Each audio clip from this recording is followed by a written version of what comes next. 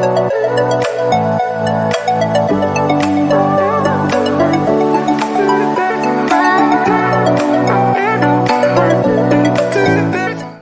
everyone, I am Tan. I'm Lexy. And together we form the Spiritual Business Collective. And on today's Sacred Rebellion podcast, we're going to be talking about all things self-care. Yeah, self-love.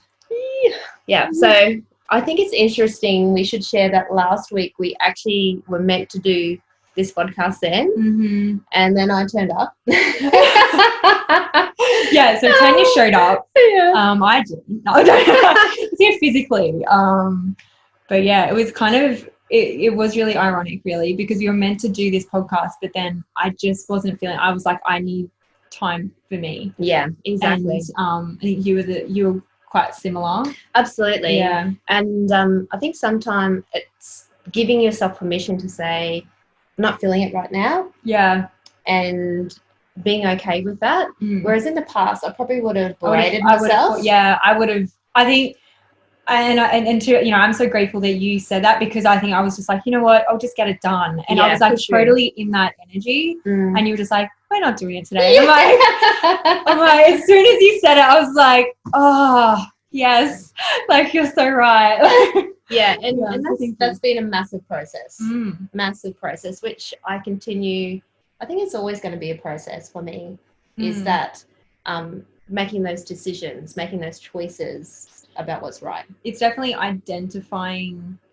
I think the biggest thing is identifying when. Yes. You need, like, because everybody has self-care things that they do. Yeah. But it's identifying when it needs to be a priority. Absolutely. And I think we're not alone when I think most people have that line of, what do I do need to do this to get the better positive outcome, or I need to listen to myself and just not do this right now. I love that so much. Yeah, it's such a fine line that most people skate around and don't always get right. I think because too, like, you have this thing where you've got to, it's like society kind of pushes you all the time. So it's like, whether you're at work or you've got kids or whatever else, it's like you're constantly rushing from one thing to the next. You're constantly pushing, or like even with business or with work, it's like, oh, you've got all of these things to do, and it's kind of that like daily grind energy. It's like, like if you're getting all these things done, you're a boss. And exactly. Hustle. Hustle. Oh my god, I hate that word. I've tried to lean into hustle, and to be fair, hustle served me in the past when I wasn't at this stage of where I'm at now. Like, to achieve what I needed to achieve, that was all I knew. And I think about days like my hockey, for instance, I never used to listen to my body whatsoever, and boy am I paying for it now. You just push it. I just pushed through. I played when I was injured. I'd turn up when I wasn't tired, when I was tired, but I got to play for Australia. So it served me. But I absolutely believe there are better ways that we can do that. But I just didn't have the tools or people around me who were thinking in that way as well. No, I totally agree, because when I grew up dancing. Yes. And I would get, even if I was sick. Yeah. Like sick. Really sick. Yes, if I wouldn't dance, I would show up and watch the classes. Yeah. And I just think back now, and I'm like, injuries, all that kind of stuff that you just push through. And it's kind of almost a bit of a funny thing, when you go to perform and people go, oh, break a leg. Yeah. But it is that thing where it's just like, what's attached to that they don't really comment on is it's like, yeah, break a leg, but you're going to keep dancing. Exactly. Do you know what I mean? No, I do. You're going to hurt yourself. And, like I was dancing in Spain and I dislocated my knee. That's incredible. And I dancing in Spain. I went back. Sorry, I went back. Yeah, but was like, oh, put it back in, and then went back out dancing again. And I think that, and obviously, I'm got healings and I've done a lot of work on it, but I'm just like, like me now, I'm just like, what? Like, no way with that. As soon as that would have happened, I'm like, I'm out. Like, yeah, exactly. I need to heal. I need to look after myself. I think this is a really good point, because culture, especially in sport, is that you are rewarded for how disconnected you are to your body. Oh, 100%. Oh my God. You are rewarded. And I love that so much. Excuse my terrible fingernails, but my finger doesn't even straighten anymore. That's it. Oh, right. Because this is disconnected. So I crushed this knuckle before a hockey game and then strapped it up and played. Yeah. And if you played hockey before, you have to actually use your hands and squeeze and do that. Yeah. And I look back at how my first ever Sunny Coast, where a team I played in, where I actually made the Queensland team, I played with a broken thumb. And it was strapped up and I was in excruciating, like I was vomiting from the pain. Oh my God. But I was encouraged to keep going. And also, you know, there was so much praise around how amazing I was to be able to play. That's the thing. It's like, oh, you're tough. You're tough. Like, that's right. You're so strong. Tough. You're so tough. Like, I know because I even tried to do that with my wrist. Yes. You know, like I was like, it's okay. Like, get through it. And then, I just had that moment where I'm like, what the hell are you doing? Yeah. Like, it doesn't make you tough. It means that, like, I'm so disconnected from my body that I'm not allowing myself the time that I need to heal. Absolutely. And, And so I can take that a step further, not even just from injuries. In a hockey game, I was so disconnected from my body that I would be injured at the end of the game and I would have no idea how it happened. How at all. Yeah. And I'd look back and I remember I went through a stage where people found me quite aggressive. Yeah. And I actually used to get just masculine in the masculine. In the masculine. Yeah. And I used to get penalised from umpires. They hated me. And then I'd come off the field and be me. Like, whoop, drop back into my body. Like, that Tanya's so lovely. Yeah. What? And I'd be like, why do they hate? I used to have a thing. Why do they hate me? Like Why? Jekyll and How can Hyde. I be so aggressive? How could I be perceived? So people that work or whatever, and one time I got sent off at hockey on the weekend, and they'd be like, what? Like, how did that happen? And it was because I was so disconnected that I was in my masculine, pushing through, that it was a Jekyll and Hyde. I was not me when I used to play. Yeah. No, I totally understand, because when I used to dance, I'd dance, I'd perform, and like I'm performing, I still kind of go into that space, but everything and everyone, like I remember dance choreographer saying to me, oh, you know, I do need you to be aware of other people that really like you're dancing and like that you're dancing with, and I'm like I'm aware of their feelings. I'm like, I don't know what more you want from me. But I had to really, like, I was just so in like that space, like diva space, I guess, because I was performing, that I was just like, this is me. And I'm like, no, this is us. Yeah, right. It took, I had to shift that. Like, because I never conquered that in hockey. I had stopped playing hockey, and I never actually got to that place. Yeah. And we both do burlesque together, and I really so wanted to do it different this time. I wanted to have that connection to my body and the people around me. Yeah. So, which I think you are doing. Yeah, like, I feel so much more connected. Yeah, you're so open and thank you. Like in class, like it's really, it's open, it's heartfelt, and it's you, it's authentic, you know, because you are being you. Yeah. So I think that really, like, it stands out. Thank you. Yeah. Because the massive obvious difference is at dance, I don't push my body past what it can do. Like, I'll be the first one to put my hand up and say, anything to do with my knees, everyone knows I'm out. You know, I do something different. Yeah. Whereas in the past, that would have been an embarrassment. That would have been less than. Or you feel like you're holding other people back. Absolutely. I'm not part of the team stuff. Yeah. And to be fair, when I first started doing burlesque before you came, I did have some of that still, where I was like, oh, I'm going to make the whole team look not great because I'm the one that can't squat down on the floor on my heels and my knees. So that's been a process too. So I appreciate you sharing that with me, because that is the goal. You've consciously worked on it. Yeah. And it's good to from my perspective, and from like, you know, coming into the class, obviously after you, like, it's definitely like, because I've known you outside of that, it actually is noticeable. Oh, like, thank you. I appreciate that. Yeah. Because what I wanted to, because you're obviously a high level performer in your dance as well, is that because I never achieved that goal in hockey, I'm actually curious whether you can do elite sport and still stay connected to your body to the degree that we would aspire to. Yeah. Actually, I've been talking to, we should actually talk to Shane about that. Yeah. Yeah. Because Shane and I have had a conversation about that. Okay. Yeah. Are we able to put a... Yeah, let's put a pin in it. Put a pin, I don't know, mark it. Yeah. It was like, whatever, however far we are in. Because Shane's a black belt.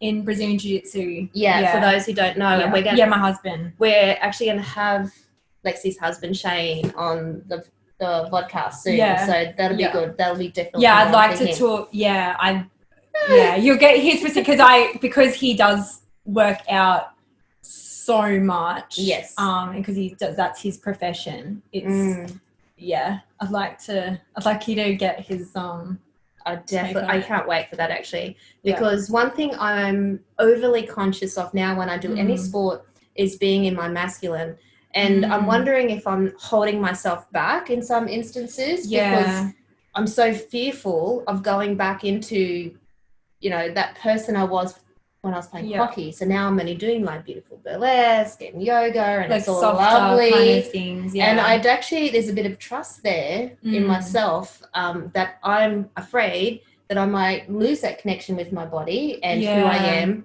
if I try and push myself harder. Yeah. So I actually can't wait to have that conversation. I totally understand, because see, I kind of had it almost the other way around. Like with jiu-jitsu, I was like, something delicate, and then I'd still be doing things that were quite like aggressive, but and then with dancing I'd be like boom, and I'm like, what? This is so it's like I need to swap this around. So but definitely we'll have a conversation with him, because perfect. What he's got to say is good. Anyway, we've kind of gone a bit off track, haven't we? Well, I think it still forms part of self-care in different ways that we're doing, because when people think about self-care, the sporting or exercise that's so true, does form part of it. 100%. And I think it's so many aspects that fill it. It's like the sport thing, which we have touched on. I feel like it really does address a lot of it. And I think relationships. Talk more about that. Knowing when you need to say no. Knowing when you need to go. Knowing when you need to say no. I feel like for so many people, if it's not a work in progress, it's something that they need to consciously start doing. Because I know with my self-care, I think, and women do this so much, where you sacrifice whatever time, like whatever you had planned for yourself, or if something comes up last minute, you're like, oh, that's okay, I'll do it later. I've got to, we've got to get this done. Do you? Yeah. And it's hard because when you've got so many, I don't have the same family responsibilities that you have with Kearney, but like when you have kids, and like I see it with my sister, my sister-in-law, like, all my family members that have kids, like I see it. And you're like, there's times when I can, obviously, because I'm stepped back from it, I can see when they actually need to just go, no, I don't have capacity, I can't do that. But then it's also, I feel like from the feminine aspect, there's a pride thing there where it's like, I can do everything. I can take on everything. Absolutely. Absolutely. And I've had a journey with this myself, and I shared a little bit on one of our podcasts about that. But I think women sometimes, because we experience so much joy in the other people around us. In the art of giving. Seeing other people, the people around us, we get joy from that.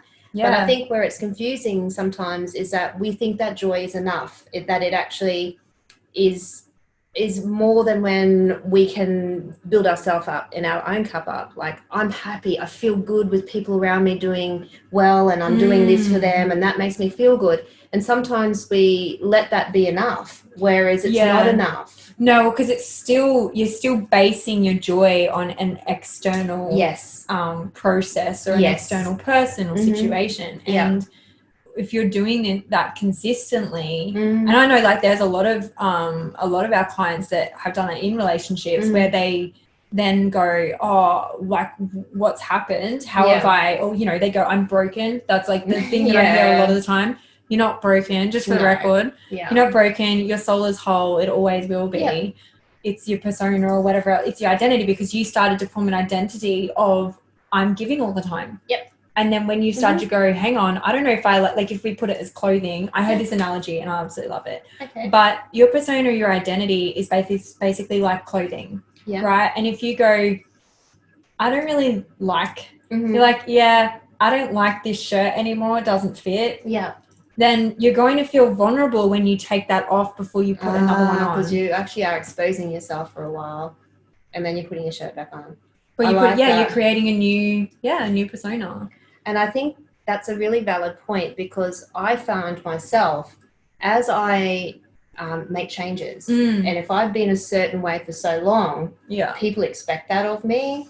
They expect the giving, they expect all that stuff. And then I start to make changes and they go, whoa. Yeah, exactly. And what are you doing? You're changing the game, changing the rules. That's exactly right. Or that means something. Like it means that, you know, you don't love me as much, or you're not there for me as much. Yeah. And I've had I'm in a transition phase with my relationship, which is amazing, but also because I have some things that I'm pulling back on because I was overgiving in some instances, which was not fair on anyone, totally emasculating my partner in some ways. And so I've leaned back into my feminine, but in the interim, it's kind of like, well, what does that mean? Does that mean you don't love me as much? Does that mean you're pulling away from our relationship? Yeah. So that transition, when the taking off the shirt and putting it on, it's really hard for almost everyone. Yeah, oh, definitely. And it's like, it's that vulnerability of knowing, and, you know, because you are vulnerable in that moment, you do have those thoughts where you're like, am I doing the right thing for me right now? Like, should I be doing this? Like, I'm feeling hurt. Yeah. You know, that's another thing. It's like, yeah, you are doing the right thing. Yeah. It's just that the process of you taking that top off. Yeah. When it's been there for years. Yeah, exactly. It's sticking. It's, you know, it's weighed down with stuff. Like it's gonna be some hard work, and it's going to be emotional. Absolutely. And that whole self-care process, it's like, yes, obviously you start by doing one thing at a time, but initially then you just kind of go into a fluid flow with it. But it doesn't feel, I think there's this thing that like, oh, when you do practice self-care and it's all sunshine rainbows, like you're gonna, you know, but sometimes self-care is fucking crying in the bottom of the shower because you're just so emotional. Like sometimes it's like just because that self-care is a release of those emotions. It is. You know, like absolutely. Whatever that is, you just need to know that it's all tied into kind of your big picture. Yeah. Where then you're going to have your new outfit and it's going to look fabulous. Yes. And divine self. Yes, exactly. I want to talk a little bit what you said about one thing at a time. And now one of the people in our Facebook group shared about, fuck, this just seems like a full-time job. Yes. Let's riff a bit about that, because I went through that. I was like totally overwhelming to try and do all the things I need to do for myself. But then you were just saying one thing at a time. Do you believe that we need to do things incremental? Yeah, I feel like it's your ego that wants to join it all together and be there already. Yep. You know, it's the impatience of it. You're like, because it's like, it's hard though, because once you identify that, oh, there's a gap here and you're aware of it, then you're like, fill it. Yeah, I know what needs to happen. This needs to fill this gap. Why isn't it full yet? You know, and you try to jam pack it with all of this stuff. And like, don't get me wrong, I've done readings for people and it can go, or, you know, coaching sessions where it's like, okay, you've got 5 things that they want you to do. But I always say, I'm like, don't do all of those 5 things. Do this first for about a month. Yeah. Then do this, then add this in, because realistically with that first thing, you're already changing your habits, your patterns of behavior, like so much just with one thing. Yeah. Like if you get up to go, oh, you know what, my one thing is I'm going to wake up a bit earlier, 10 minutes earlier every morning and meditate for 10 minutes. Yeah. That's massive. You haven't just changed, even though it's one thing you're doing, you've changed your sleeping pattern. Yep. You've changed how you're going to feel in the morning. Yep. You've changed how you're going to think in the morning. Yeah. Like so many things change from just one thing. Yeah. And I feel like not many people through that spiritual awakening give enough credit to that ripple effect from one thing. Right. Yeah. And I know I've definitely been one of those people because I'm a researcher. I'm like, all right, I know I need to do my morning routine, which is this, and this. And then, I've done that in the past instead of just doing it and being patient. Well, you kind of you're setting yourself up to fail. Absolutely. Which is what happens. Yeah, you're setting yourself up and then you just go, oh my God, I'm not doing it right. You either go, I'm not doing it right. I can't do this. It's too much. All of those doubts and fears kick in, and then you're just like, you know what? The famous one, something's wrong with me. Yeah. All of those things. Yeah, they just all kick in because you're not. Yeah, like I know for me, and I know because I've been similar. You know, like typical Gemini, I'm like, do all of the things all at once, and this is how I know. Like I can speak from experience that I'm like, when I've gone, oh, this is going to be. Like, you know, you wake up one day and you're like, oh, this is going to be my new routine. Yeah. And you're like, yes, I'm going to be a fabulous adult. Like, you know, like I'm leveling up. And yeah, you have that like level up attitude and, you know, you're like, yeah, kick ass. And you go, okay, this is what I'm doing. And like, I'm similar to like write lists and I'd write down, okay, I'm getting up and what was this like? Oh, I'm doing my yoga and my meditation and I'm going for a walk and a run and then I'll go down to the beach and have a swim. And like, literally, not kidding. Lexi's reading out of my journal. Not kidding. Like seriously, this is I've done the same thing. It's like done that, written down my dreams, done a journal entry, like. You know, had my juice, had my smoothies, had like all of this kind of stuff. And that's even like, what am I doing? Like 4 hours freaking work before I even start my day. But I would try doing that. Yeah. I'd go, oh, damn it. I'm not doing it right. Or like, you know, like I'm so bad at sticking to something I say. I would kick myself. I would kick the crap out of myself. I'd be like, you said that you're going to do it. You made this promise to yourself and now you're letting yourself down. Yeah. Tick. Yeah. And I sit back and then I'm like, well, hang on. Like after I did it probably, I would say at least 10 times with different things. I'm just like, let's give this a go. Or like, I even shuffled them around. I'm like, it's obviously the time. Like, I need to do this part first of the 4-hour process. That's going to make the difference. Exactly. Yeah. That meditation before the swim. Yeah. Yeah. So whereas now, you know, I'm just like, one thing. Yeah. Like, you know, and I've said that in our Sacred Rebellion group. I'm like, if I've got one thing that I can do of a morning, if that's the only thing I do, it's my soul awareness technique or my meditation. Yeah. The rest of it, like me pulling cards for myself, I mean, obviously I'm connected. I can ask questions anytime, but at the same, like, I mean, everyone is. Yeah. But there's days where I don't ask that. Yeah. Because I don't need to. Yeah. You know, I'm like, no, right now I need to just get some extra sleep or I need to, which I'm still in a bit of a flow of a routine. It's just more in line with me each day. Yeah. Excellent. It's really good you're saying about each day. I want to riff a little bit about your current circumstances because being a mum changed things for me. Yeah. I felt like I was failing in my self-care if I wasn't doing it the same as before as parent. And there'd be a gap, like you'd feel like there's a gap there. Absolutely. Yeah. And so I was an all or nothing.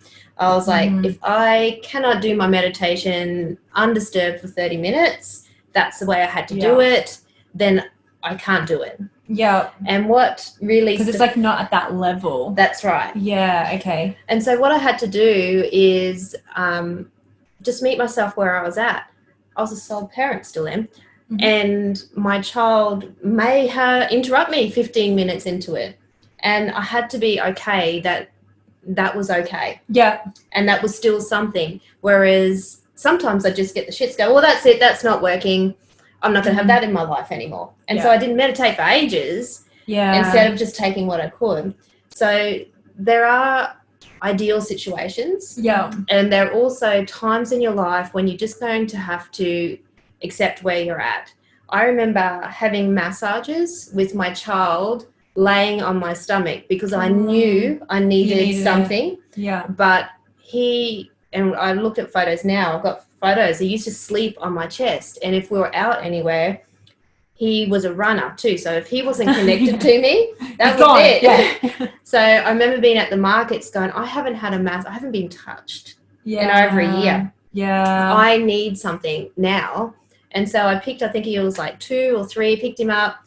And I remember they were like, I don't know what we're working with here. I'm like, just roll with it, just do the best you can. And I laid down with him on my chest, and I was just like, we're connected, we're safe, we're fine. And they just worked on my arms and my shoulders and neck. Oh, that's beautiful. And we just did that. And instead of going, oh, can't do it, or this isn't good enough, or this is not I proper. don't have time, I can't do it because I've got Keani with me. That's right. Like it was like, accept where you're at and then allow what can happen for self-care. Yeah, definitely. Because that was a massive thing for me, because I was pretty good at self-care before. I'd done a lot of work, and then I had a child that didn't sleep for more than 40 minutes at a time for a long time.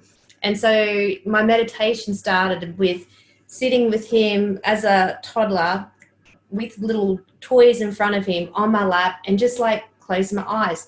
I knew I had to be touching him because if he wasn't, I couldn't relax, because I knew he'd be trying to climb out a window or something. And so it was kind of like this baptism of extreme, what can you do in your situation? Yeah. And I share those it's probably extreme compared to everyone else or a lot of other people, because we can find a way. Yeah. How many times in your conversations with your people where you're like hearing, I'm too tired, I don't have time, I've got this responsibility. Yeah. Make it look different. Like allow it to be what it is. Yeah. That's exactly right. Like, and I love that you allowed that space as well, which wasn't just for you, but it was for Keani as well. Absolutely. Because the better that you are, the better you can take care of him. Yeah. And I feel, so many, not even just parents, but so many people, their egos kick up, or they have their survival mode trigger, and they go, I can't do this, I don't have time, like all the excuses that you said before. And it's like, well, you don't need to meditate in classic meditation. That's right. Like, whatever meditation can be for you. Like, even if you just stare off for it, which I do the Solomon technique, but even if you just stare off and you just sense your awareness and you're like, yep, I'm here right now. Yeah. Done. Like, that's exactly. still something that you're shifting all of your awareness from the external to your internal just for a moment. And that needs to happen. It really does. And I'm always praising my son, because I went from a very rigid, rule-orientated person to him kind of exploding that, going, well, that's just not going to happen. So you're going to have to work out another way. Structure. Or it's just not going to happen. And I feel like if we could all embrace that in some way. Yeah. We all have limitations in some way. We all have some type of restrictions. Like we're all put in situations where we would probably not choose to be in if we had other choices. But this is it. Yeah. So we can get to the end of our life and be justified in feeling shit about it and not doing anything about it. But how fucked is that? Yeah. I mean, that's what I mean. Like, why would you want to settle for that? Yeah. Because at the end of the day, like you said, it's the choices, but you have the choice. Like, even if you're in a situation where you are quite restricted in physical terms, your soul isn't restricted. Ah, perfect. Yeah. You know, like your soul you can do anything. You can be anything. You can be anyone. It's literally, there are no limits. It's pure expansion. Absolutely. So it's just funny how that like all of us have done it. I've done it. You would have done it. It's like where your ego kicks in and starts making excuses, or starts telling you like, oh, I don't have time for this, or you know, oh, I'm not doing it right, or whatever it is. Yeah. All those things kick in, and you know, there are going to be days where you'll listen to it. Yeah. Where you'll be like, touche, little boy, touche, little voice, you might have a point. Or that, you know, but generally speaking, though, you want to be able to shift out of that. And like, when you can identify when you have that slump and go, okay, I need to just step back and take a moment. You'll be so much more productive work-wise and business-wise. You'll be so much more productive in your relationships because you'll show up and be present without blaming, because you'll own because you're aware, you know what you're feeling and why you're feeling it. Yeah. So the chance of you putting that onto someone else. 100% in my situation. No. You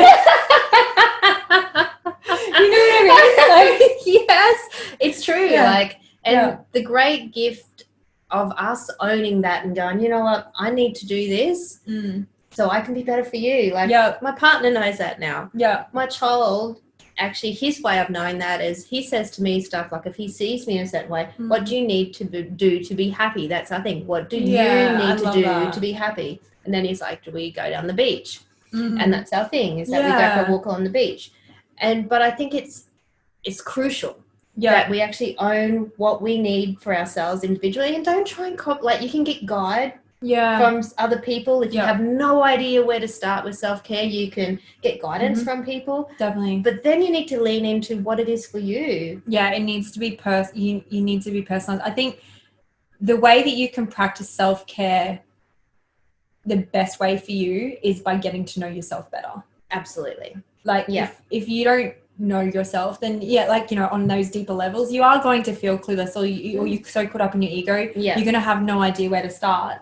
But like I said, if you know, going, what makes me happy right now, or like, you know, what do I love? It's like, if you start connecting with that, or even if love is too much of a strong word, everybody is like, what do you like? Or is there something that you're interested in? You know, because sometimes with people, like, when they haven't practiced self-love or self-care for so long, I say to our clients, I'll go, oh, so what, you know, what are 3 things that you love about yourself?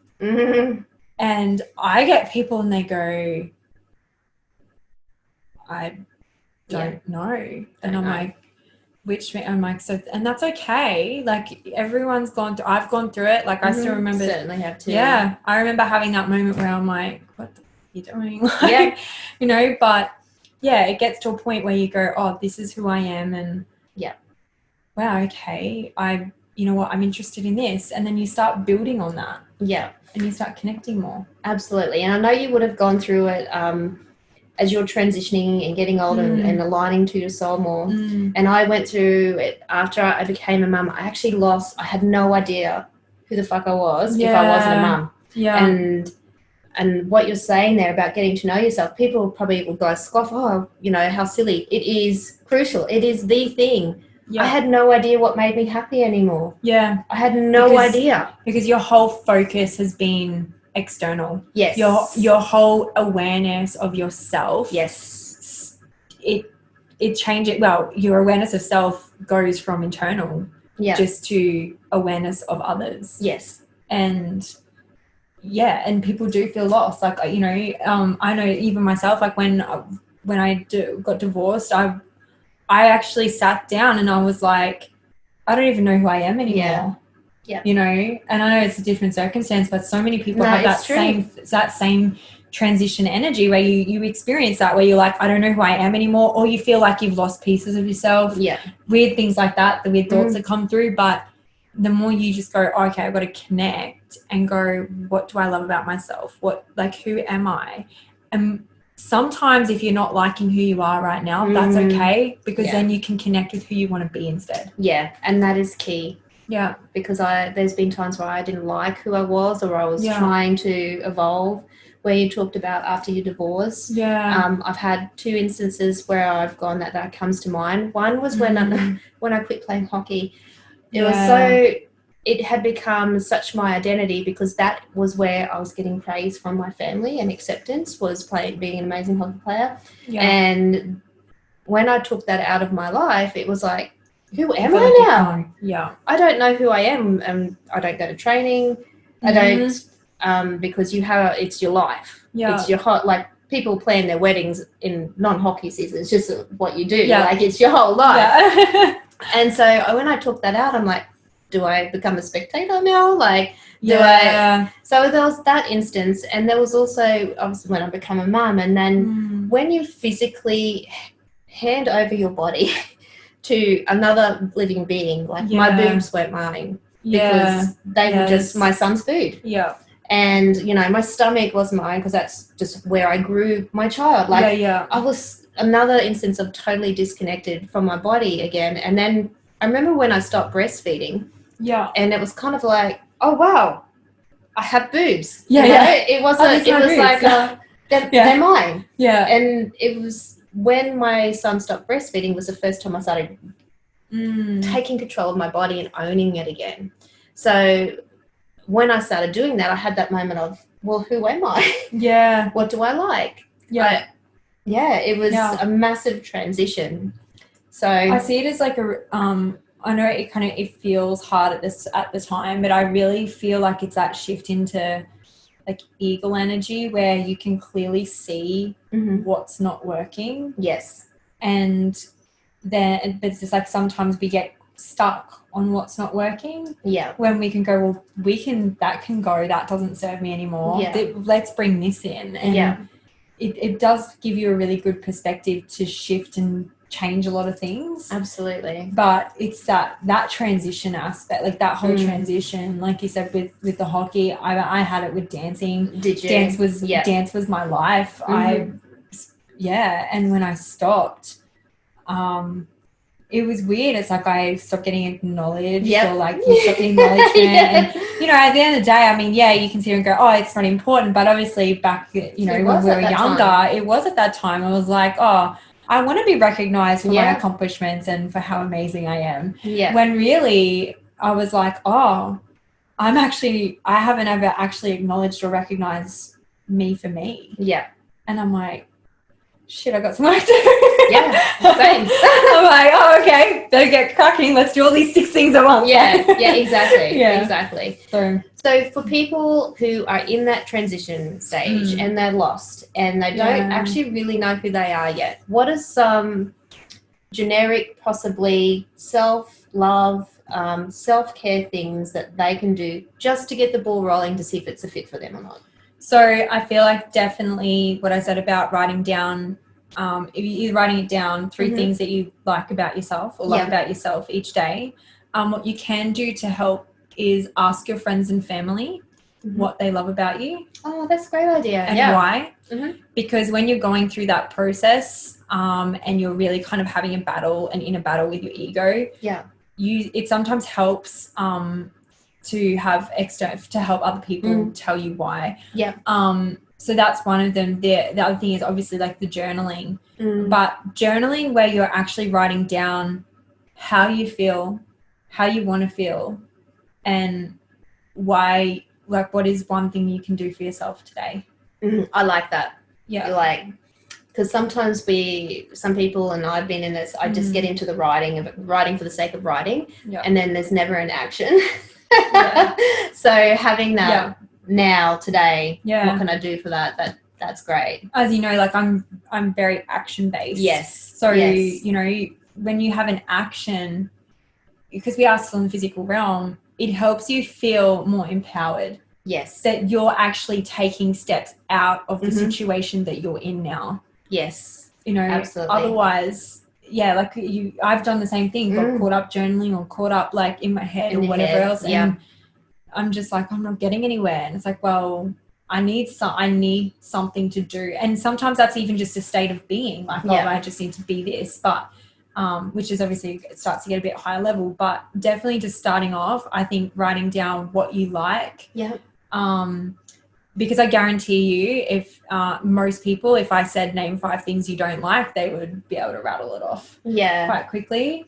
And if you can do that, then it gives you a nice snapshot to show you where your focus actually is. Like if you're just focusing on everything that's not working and you go, oh, what's things that I like, what's things I don't like, and your list of what you don't like is longer than this, it's like that's where your focus is. You need to start shifting it across. That's a good point. And just similar to when you're saying about writing down the things you like about you, I actually heard even in men's retreat, like my partner went on recently, they had to write down 50 things they loved about themselves, and then they had to stand face to face with another man and say that, verbalize it to them. That's cool. And very cool, very confronting for people, as you said, who are usually focused on what's wrong with them. It's really hard, especially 50 things. Like I know we've had clients that struggle with writing 3 or 10. And I'm like, you know, I've said to some clients, the other thing is that you can do is that we all should be doing really is like I get up in the morning and when I look in the mirror, I pick 3 things that I like about myself. Yeah. It doesn't always mean physical, but I look at myself and I see that as like my inner reflection time, I guess. It takes it only takes a couple of seconds. I'm like, oh, there's been days where I'm looking in the mirror and I'm like nothing's coming. Not today. But I force myself, I'm like, no, we're like, shut up, ego, we're going to do this. This is how we do it. And there's days where like I'll stand in front of the mirror and I'm like, you know what? I like my nails. Yeah, and it'll just be, I like my ears. Yeah. It'll be something little, or I'm like, oh, you know what? I like that I'm caring. I have started putting more substance to it though, where I'm like, I like that I'm caring because of this and this. Like I actually give something. Yeah, I feel like that solidifies it a little bit more.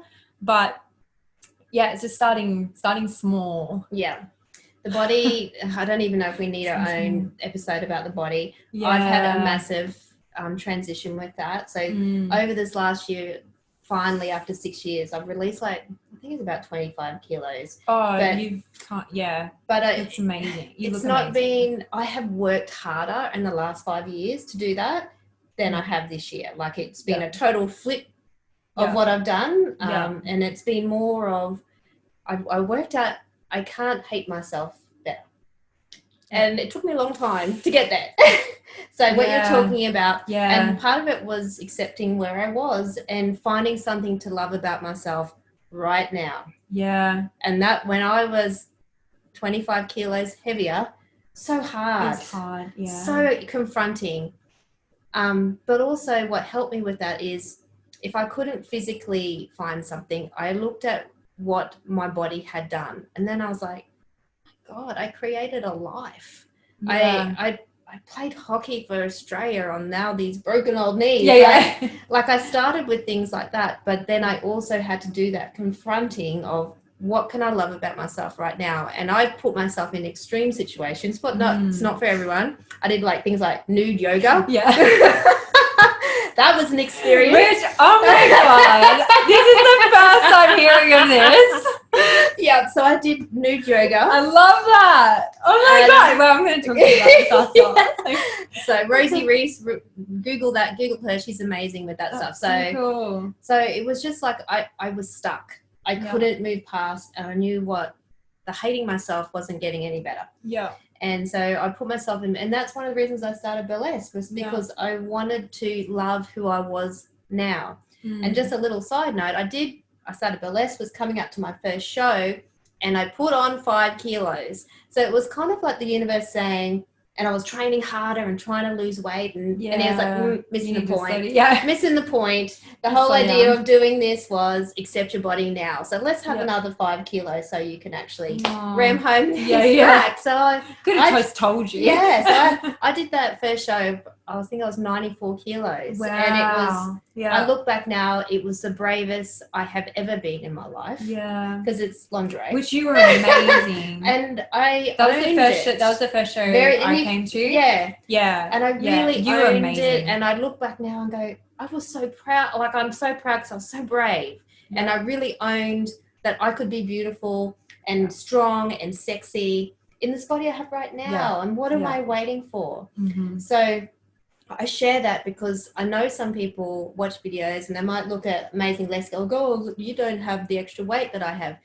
That's not the point. No. That wasn't Lexi's journey. That's your journey. That's my journey. That was my journey. And still some days it is to accept now. Oh, exactly. Like just to touch on that as well, which like, by the way, you're so incredible.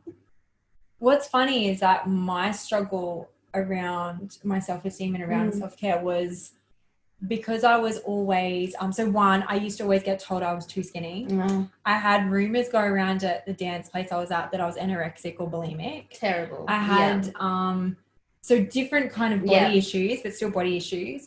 But my self-esteem really came up as that like people would go, oh, like you're skinny, you're beautiful. Like, what's your problem? And I'm like what's wrong with you? And I'm like, an issue. Well, I just, because on the inside, like I just didn't feel good within myself. Yeah. And it wouldn't matter how many, and I found that like when people would give me compliments, like I said, didn't have substance, it would feel like it missed the mark. Yeah. Every single time. Someone would go, oh, I think you're so amazing. And I'm like, and I was sitting there going, why aren't they just like saying what I need to hear? And then I was like, why aren't I saying what I need to hear? That's exactly, you know, and so it doesn't matter whether like it's your journey, my journey, your journey, everyone's journey is different. Yeah. And the key is that it's always about your internal self. Yes. So connect with you, because the rest of it external, like I already know, like I appreciate my body, but I'm not my body. Yes. I'm not my brain. I'm not any of those things. Yeah. You know, and you kind of transcend that. And it's like, well,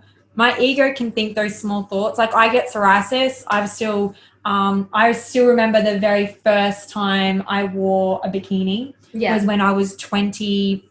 Oh wow. Yeah, 25. Okay. 25 years old. I wore a bikini for the first time. Yeah. Just without every other time I wore it, I had booties or something. I just was always so self-conscious about my psoriasis.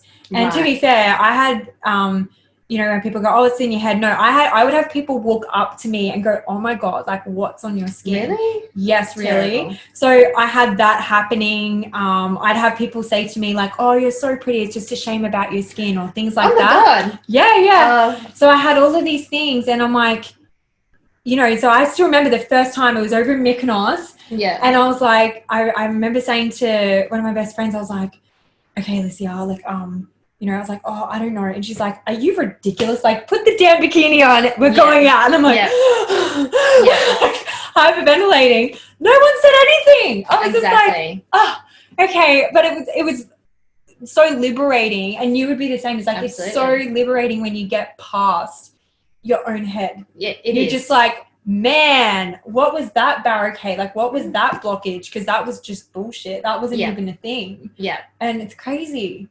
Yes. And so if you believe that you have some type of weight issue, I really want you to hear what Lexy just said there, because I always believed my issues would change, not be there once I lost the weight. Yes, like, oh, once I lose weight, I won't have it. That was it. And I've actually found it interesting. Like, this year has been very challenging for most people, granted, very challenging.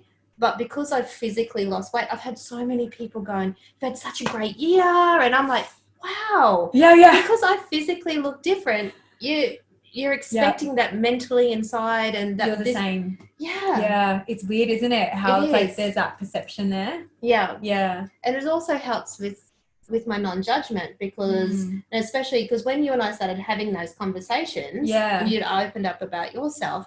I always had this limiting belief that if you had a small body, then you were happier. Yeah, that was it. No, and I totally get that, because I'd have conversations with women that were you know, slightly had more weight on them than me, and they would say those things to me. Yeah, and I'm like, which I get it, but like, you know, at the time, like, you know, when I was like 26 years, I was like, I'd have people go, oh, you need to eat more, like, you know, it's just like little insensitive, like, go, oh, but you know, you're great, like, look at you. And I'm like, life doesn't work like that. No, it doesn't. So, but 100%, like you said, there would be so many other women though that would have that same mentality, like, oh, if I lose weight, everything will fall into place. Like, oh, like, one of the biggest things, if I lose weight, I'll meet the man of my dreams, or I'll do, and it's like, no, not true. It's just you.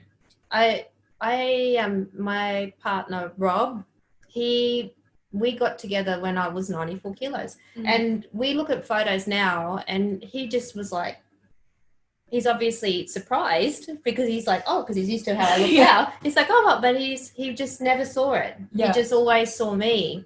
But what he also saw was me owning me and shining who I was from my showing my soul, showing who I was as a person. Yeah. And that's what he fell in love with. Yeah. And I always thought that was cliche bullshit. But it's not. No. But I actually lived that. Yeah. That was a real thing that happened. Yeah. So it wasn't that I lost the weight and then everything started to line up. I changed. Yeah. I showed who my soul was first. And then things happened. Yeah. It was flipped. Yeah. It's amazing, isn't it? Like, just that how, you know, people go, oh, but you know, you notice them physically first, but it's like, no, like when you're, you know, and that's amazing that Rob was like on that level to be able to see you for you as well. You know, like that takes a lot, because a lot of people, like I know even with me, like with Shane and I, like I see him for who he is and he sees me, but it's like to say to people and like, you know, they go, oh, did you notice this? And I'm like, I actually didn't notice. I didn't notice what color his hair was. I think it's brown. Like, I don't know. Yeah, I was like, I don't know. But because you don't. Yeah. And even with your friends, your family, like when you're focused, like when you've connected with yourself as well, I think I've got to say that, because if you're in your ego, then you are going to, doesn't matter whether you're friends or family, you're going to keep noticing that kind of stuff. But if you're centered within yourself and you're aware, you're practicing some self-care and actually starting to see beauty in yourself, then that mirrors, like you will see that reflected back at you in so many different ways. That is amazing. Yeah.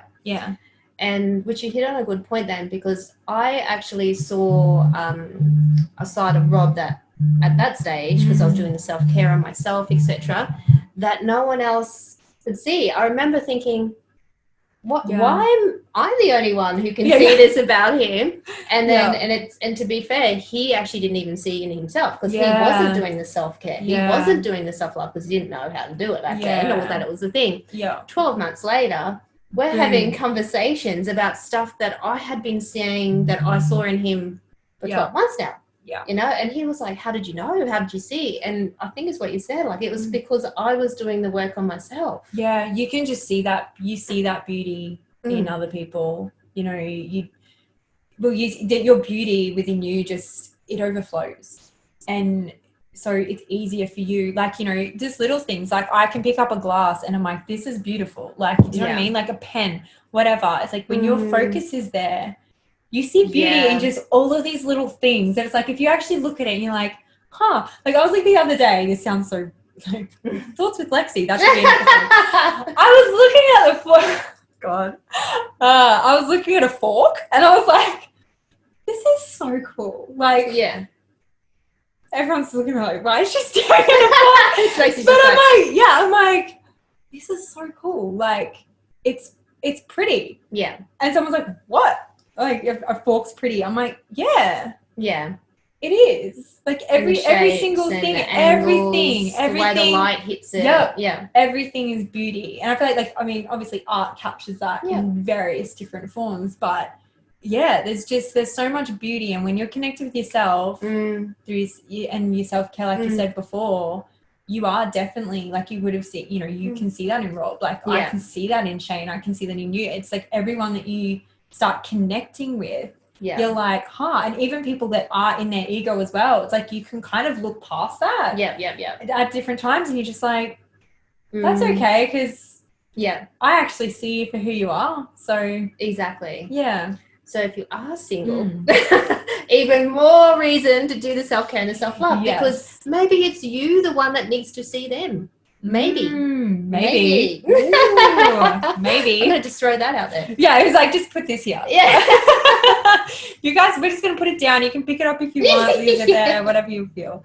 But yeah, I think we've covered a lot of ground today. Absolutely. I was just thinking, I didn't have any more questions about that, because self-care and self-love is such a broad topic, but really it comes back to that connection to yourself. Yeah, it's completely personalized. Yeah, completely. Like what is going to make my soul, like will make me feel connected to my soul, is going to be different to what Tanya would do to get her to feel connected with her soul. So, and just do something fun. Yes.